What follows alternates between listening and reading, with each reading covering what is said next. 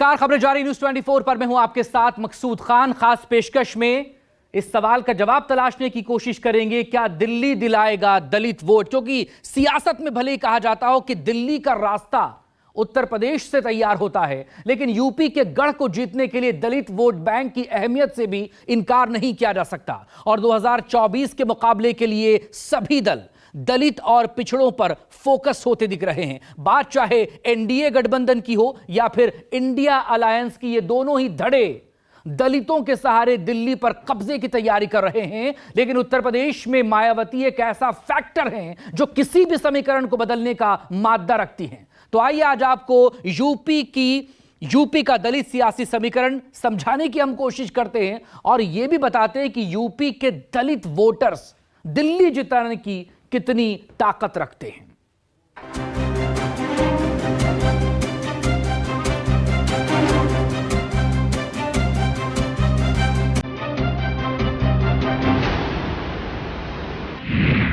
दो 2024 में दलित की लड़ाई दिग्गज सियासी चेहरों पर आई।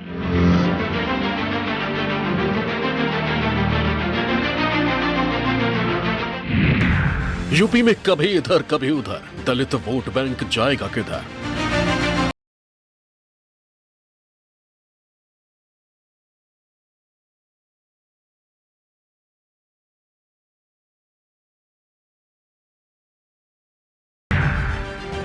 सियासत में जातियों का गणित, caste politics जिताएगी seat.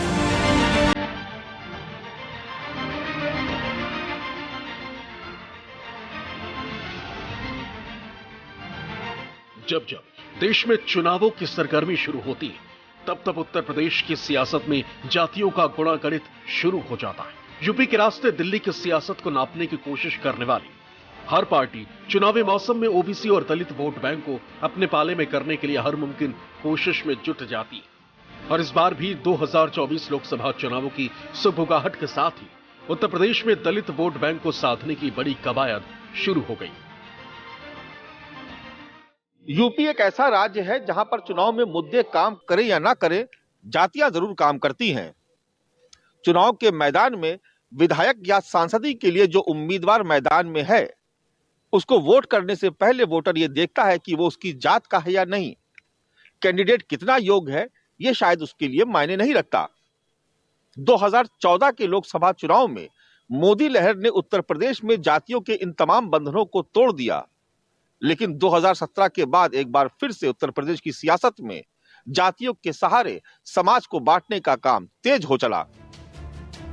Uttar Pradesh की सियासत में दलित वोट बैंक की भूमिका बीते 10 सालों में इतना बदल गई है कि तमाम सियासी दलों को इसके लिए अपनी अपनी रणनीति में बदलाव करना पड़ रहा है। किसी जमाने में एक मुश्त और एक तरफ पड़ने वाला ये वोट बैंक समय के साथ कैसे बिखर गया, इसके पीछे भी बीजेपी की रणनीति काम कर रही है। उत्तर प्रदेश की सियासत में 40% से ज्यादा की ताकत रखता है पिछड़ा वर्ग और इस 40% वोट बैंक में करीब 21% की गिनती दलित वोटर्स की है। 2007 तक दलित वोटर मायावती के साथ मजबूती के साथ खड़ा था। यूपी की सियासत में 2012 से दलित वोट बैंक में टूट की कहानी शुरू हुई और 2014 में बीजेपी ने सूबे के बहुत बड़े दलित वोट बैंक पर कब्जा जमा लिया। ताजा आंकड़ों के मुताबिक 66 उपजातियों वाले दलित वोट का बड़ा हिस्सा बीजेपी के साथ है। समाजवादी पार्टी का ट्रैक रिकॉर्ड दलितों के ऊपर अत्याचार का रहा है। आंकड़े बताते हैं 2012 से 17 के बीच उत्तर प्रदेश में सबसे ज्यादा दलितों पर अत्याचार के मामले रिकॉर्ड किए गए हैं। दलितों की नेता मायावती के ऊपर गेस्ट हाउस कांड में क्या हुआ था ये बताने की आवश्यकता नहीं है। वहीं नरेंद्र मोदी जी के नेतृत्व में पिछले 10 साल में समाज के अंतिम छोर पर खड़े व्यक्ति तक बुनियादी सुविधाएं पहुंची हैं। दलित वोट बैंक में सबसे बड़ी आबादी जाटव समाज की है। ये वोट बैंक अभी भी बहुजन समाज पार्टी के साथ है, लेकिन बची हुई बाकी जातियों में बिखराव नजर आता है और इन बचे हुए हिस्सों के लिए बीजेपी और समाजवादी पार्टी में खींचतान मची हुई। 2024 चुनाव में पीडीए के फॉर्मूले के साथ अखिलेश यादव 90% वोट हासिल करने का दावा कर चुके हैं, तो वहीं अखिलेश यादव अपने पीडीए फॉर्मूले के साथ मोदी योगी के डबल इंजन सरकार पर हमलावर है। ये बीजेपी के लोग पीडीए के खिलाफ हैं, आरक्षण के खिलाफ हैं। इंडिया गठबंधन मजबूत हो रहा है और पीडीए परिवार मजबूत हो रहा है। यूपी में कांग्रेस और समाजवादी पार्टी के बीच सीट शेयरिंग का मुद्दा सुलझने के बाद इंडिया गठबंधन में जोर शोर से जातीय जनगणना के साथ साथ पिछड़े वर्ग को अपने पाले में लाने की कोशिश कर रही। हालांकि इंडिया गठबंधन के सहारे जातीय गोलबंदी की कोशिश तो की जा रही है, लेकिन ये कोशिश कामयाब होती नजर नहीं आ रही, क्योंकि 21% दलित में से 8% के आसपास जाटा वोट बैंक निकाल भी दे तो बाकी बची हुई जातियों के तमाम क्षेत्रीय नेता बीजेपी के साथ खड़े नजर आते हैं। लेकिन तमाम समीकरणों के बावजूद विपक्ष के हौसले बुलंद हैं। दलित वोट पहले भी कांग्रेस साथ हुआ करता था, फिर मायावती जी ने कुछ नए नारे दिए, उन नारों के कारण दलित समुदाय उसकी तरफ एक अच्छी खासी संख्या में गया। लेकिन अभी जो मायावती जी का रुख देखने में मिल रहा है और वो बीजेपी के साथ बैठी हुई उसके साथ जुड़ी हुई दिखलाई पड़ रही है। दलितों की पहली पसंद बीजेपी नहीं रही है, तो निश्चित तौर पर वो पलट करके कांग्रेस की तरफ देख रहा है। मायावती गठबंधन में आ जाती है, उनका वोट इंटैक्ट रहेगा। यूपी में मौजूदा जातियों में भी कुछ जातियां अति दलित हैं, जिनको लेकर सरकार सजग नजर आती। पासी समाज से लेकर वनटंगिया और मुसहर जैसी जातियों के लिए सरकार तमाम तरह की योजनाएं चला रही है, जिसकी वजह से भी दलितों का एक बड़ा वर्ग बीजेपी के साथ नजर आता है। उत्तर प्रदेश में 2007 तक दलित वोट बैंक के तौर पे समझ में आता था या दिखाई देता था। अब 7 के बाद से ये जातियां जाति के आधार पे वोट कर रही हैं, वो दलित ग्रुप के हिसाब से नहीं कर रही, यानी जो समूह था वो फ्रेगमेंट हो गया अलग अलग जातियों में। उत्तर प्रदेश में दलित पॉलिटिक्स की अहमियत सियासी दलों को उस वक्त समझ में आई जब काशीराम ने इसकी शुरुआत की। अपने दलित फार्मूले के सहारे ही काशीराम ने मायावती को 1-2 बार नहीं बल्कि 4 बार उत्तर प्रदेश का मुख्यमंत्री बनवा दिया। अखिलेश यादव को भी दलित वोट बैंक की अहमियत 2019 के लोकसभा चुनाव के बाद समझ में आई। 2019 के लोकसभा चुनाव में मायावती और अखिलेश यादव ने मिलकर चुनाव लड़ा, लेकिन चुनाव के नतीजे आने के बाद यह पता चला कि मायावती तो फायदे में रही, लेकिन अखिलेश यादव वहीं के वहीं खड़े रह गए। 2019 में समाजवादी पार्टी को उत्तर प्रदेश में सिर्फ 5 लोकसभा की सीटें मिली। इसके उलट बहुजन समाज पार्टी को 10 लोकसभा की सीटें मिली। यूपी में हिंदू और हिंदुत्व के मुद्दे पर राजनीति करने वाली बीजेपी ने हर वर्ग को साधने की कोशिश की, लेकिन उसके बाद भी उत्तर प्रदेश में दलित और मुस्लिम वोट बैंक को साधने की चुनौती हर दल के सामने हमेशा एक जैसी रही। जानकार बताते हैं कि 2019 में दलित वोट मायावती को मिला, लेकिन जहां जहां अखिलेश के उम्मीदवार खड़े थे वहां दलित बीजेपी के साथ चले गए। चुनाव नतीजों से पता चला कि अगर अखिलेश और मायावती का गठबंधन न हुआ होता तो समाजवादी पार्टी को 5 सीटें जीतने में भारी मुश्किल आती। अखिलेश यादव की नजर बीएसपी के वोट बैंक पर है, जिसे साधने की कोशिश 2019 चुनाव के बाद से कर रहे हैं। अखिलेश ने इसी फॉर्मूले को आजमाया 2022 के विधानसभा चुनाव में। मुस्लिम वोट बैंक गोलबंद होकर समाजवादी पार्टी के खाते में गया। कुछ दलित वोट बैंक में भी सेंधमारी हुई, पर इसका सीधा नुकसान बीएसपी को हुआ। आपको बता दें कि यूपी में 300 विधानसभा सीटों पर दलित वोट निर्णायक भूमिका में। पूरे उत्तर प्रदेश में करीब 21% दलित वोट बैंक है। ये वोट जिधर जाता है उसकी जीत तय हो जाती है। 2007 में ये वोट बीएसपी के खाते में था, 2012 में समाजवादी पार्टी के खाते में और 2017 के बाद से बीजेपी के खाते में। यूपी हिंदुस्तान का एक साधारण सूबा नहीं, बल्कि ये देश की राजनीति की वो रणभूमि है जिसकी जमीन में मजबूती से जमे बगैर सियासत के सूरमाओं के लिए राजधानी दिल्ली की तरफ रुख करना करीब करीब नामुमकिन है। तभी तो पिछले 75 सालों में यह सियासत की सबसे बड़ी किंवदंती बन चुकी है कि जिसने यूपी जीत लिया उसने दिल्ली का आधा रास्ता तय कर लिया। यूपी जिस ओर मुड़ जाए सत्ता उसी की झोली में गिर जाए।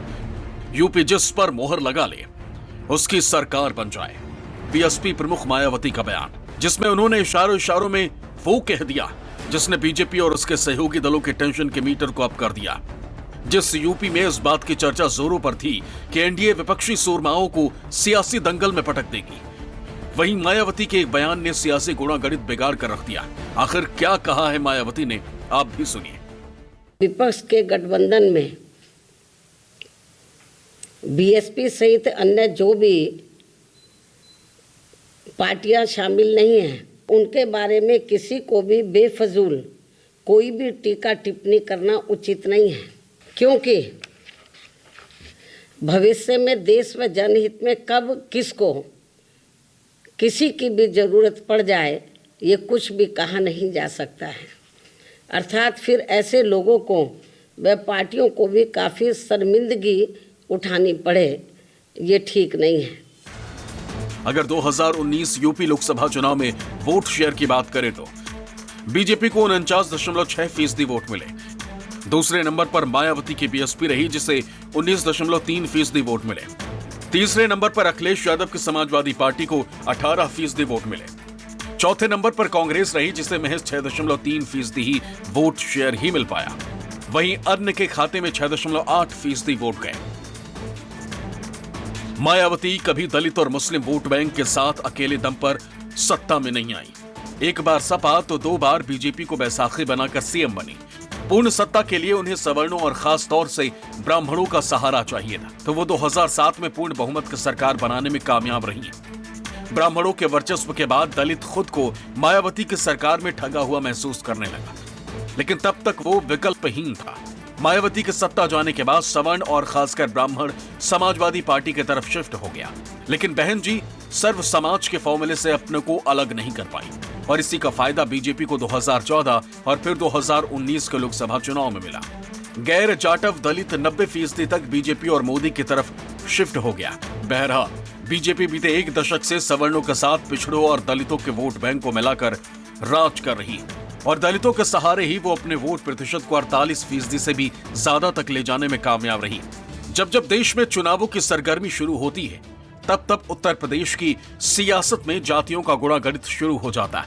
यूपी के रास्ते दिल्ली की सियासत को नापने की कोशिश करने वाली हर पार्टी चुनावी मौसम में ओबीसी और दलित वोट बैंक को अपने पाले में करने के लिए हर मुमकिन कोशिश में जुट जाती है और इस बार भी 2024 लोकसभा चुनावों की सुगबुगाहट के साथ ही उत्तर प्रदेश में दलित वोट बैंक को साधने की बड़ी कवायद शुरू हो गई।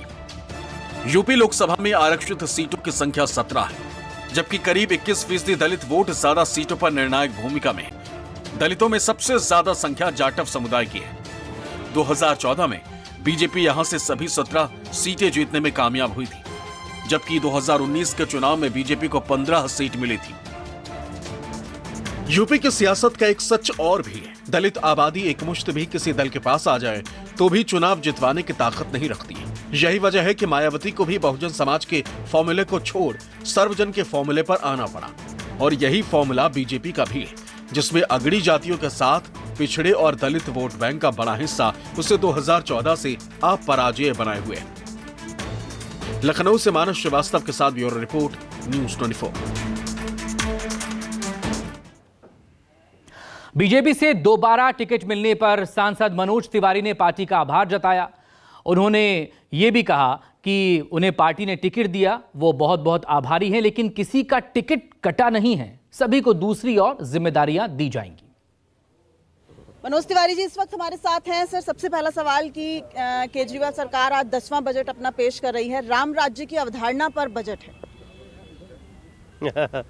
ये बड़ी हास्यास्पद है।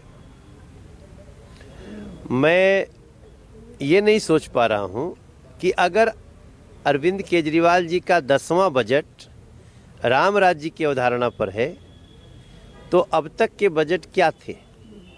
क्या वो रावण राज की अवधारणा पे थे? आप राम राज्य के बजट की कल्पना अवधारणा आपने पहले या दूसरे में क्यों नहीं किया? तब समझ में आता है कि ये एक और धोखा है, एक और भ्रम है। और मेरा विश्वास है कि 2025 में दिल्ली की जनता अब ऐसे भ्रष्ट अरविंद केजरीवाल को, झूठे अरविंद केजरीवाल को सबक सिखाएगी, बीजेपी को लाएगी अब दिल्ली में, स्टेट में भी, और हम राम राज्य का बजट देंगे। ईडी ने सम्मन दिया है अरविंद केजरीवाल को। वो कह रहे हैं गैर कानूनी तो सम्मन है ही, लेकिन आम आदमी पार्टी का ये कहना है कि चुनावों के बीच में अरविंद केजरीवाल को गिरफ्तार करने की मंशा है, लेकिन उसके बावजूद भी अब हम जवाब देंगे। ये चुनाव तक लाया कौन सम्मन को? लाया तो आप ही ने है। जब पहला सम्मन आया था तब तो चुनाव नहीं था, तो क्या आप ऐसी स्ट्रेटजी बना रहे थे कि धीरे धीरे इसको चुनाव के पास लाएं, फिर ऐसी बात करें? और देखिए, ये देश बाबा साहब भीमराव अंबेडकर जी के लिखे संविधान के अनुसार चलता है। अपराधी, भ्रष्टाचारी चुनाव का बहाना लेकर बच नहीं सकता। देश की जनता कहती है जो भ्रष्टाचारी है, जो बार बार डिले कर रहा है, अपने व्यवहार से सिद्ध कर रहा है कि भ्रष्टाचारी है, तो उसके लिए कड़ाई से पालन होना चाहिए। दिल्ली में 5 लोकसभा सीटों का ऐलान हुआ, 4 सांसदों के टिकट कट गए, एकमात्र आप हैं। 2014, 2019 बड़े मार्जिन से आप चुनाव जीते, लेकिन वो जानना चाहूंगी कि उस बुहारी बाबू की मजबूती का राज क्या है? देखिए, एक तो धन्यवाद है नरेंद्र मोदी सर का, वो हमारे नेता हैं, वो दुनिया के भी, देश के साथ साथ पूरी दुनिया की आशा और विश्वास के केंद्र हैं। उनका धन्यवाद है, मुझे ये मौका मिला। नड्डा जी का धन्यवाद है, राष्ट्रीय अध्यक्ष जी का, हमारे अमित शाह जी का, पूरे शीर्ष नेतृत्व का। अंतिम सवाल, वो जो थीम सॉन्ग, उसकी एक लाइन जरूर सुनना चाहूंगी, क्योंकि वो जो आवाज है जो पूरी दिल्ली नहीं पूरे देश में गूंजेगी और एक बार फिर से भगवा लहराने को तैयार है। नहीं, हम एक नया गीत बना रहे हैं जो अब 2-3 दिन में हम आप सबके साथ रिलीज करेंगे, बट हम मुखड़ा जरूर आपको बता रहे हैं कि लोकतंत्र के महासमर में, लोकतंत्र के महासमर में भारत की तैयारी है, सेवा करके खड़े हैं मोदी, अब जनता की बारी है। आगे देखेंगे। और इन्हीं शब्दों के साथ कैमरामैन संजय राहुल के साथ दिव्या अग्रवाल, दिल्ली न्यूज़ 24। इधर केंद्रीय मंत्री अनुराग ठाकुर ने कांग्रेस पर निशाना साधा है, कहा कांग्रेस का कर्म ही उन पर भारी पड़ रहा है। तो जनता याद करवा रही थी, क्या हुआ तेरा वादा, और कहीं ना कहीं ये झूठे वायदे, झूठी गारंटियां कांग्रेस के नेताओं पर भारी पड़ रही थी। सरकार थी या नहीं थी, एक बराबर ही थी, कुछ हुआ नहीं, और कहीं ना कहीं ये अनदेखी जनता की जो है वो बहुत भारी पड़ी, और ये तो होना ही था, दबाव था। और मैं एक बात आप सबसे कहना चाहता हूँ, ये केवल हिमाचल नहीं, कर्नाटक में भी कांग्रेस का ऐसा ही हालत है। ये नाटक इनका यहाँ से लेके वहाँ तक है, झूठी गारंटी दो, सत्ता लो और फिर कुछ मत करो, और कहीं ना कहीं ये इनको उल्टा पड़ा है। बड़े बड़े खोखले वायदे करना, आज जवाब नहीं बचा है।